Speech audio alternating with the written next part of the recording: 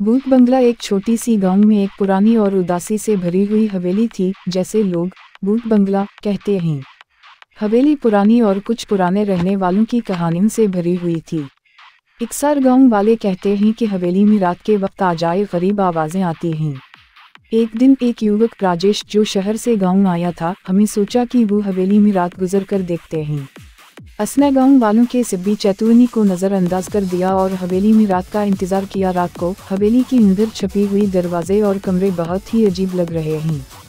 राजेश ने काफ़ी देर तक सब कुछ देखा और फिर नींद की आड़ी लगा ली। अचानक रात के 2 बजे राजेश को एक धीरे से चाहत की आवाज़ आई।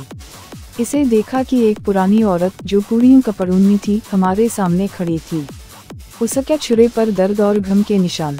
राजेश ने इससे बात करने की कोशिश की, लेकिन वो औरत चुप थी और धीरे धीरे धुंधली होती गई। राजेश को समझ आ गया कि ये आत्मा अपनी कहानी सुनाने आई थी।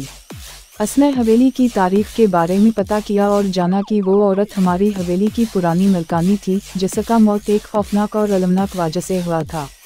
राजेश ने हमें रात को हवेली को शांत करने की कोशिश की और पुरानी औरत की आत्मा को आश्वासन दिया। अगले दिन हवेली एक नए रूप में दिखाई देने लगे और राजेश को यह एहसास हुआ कि कभी कभी पुरानी कहानियों को समझना ज़रूरी होता है, ताकि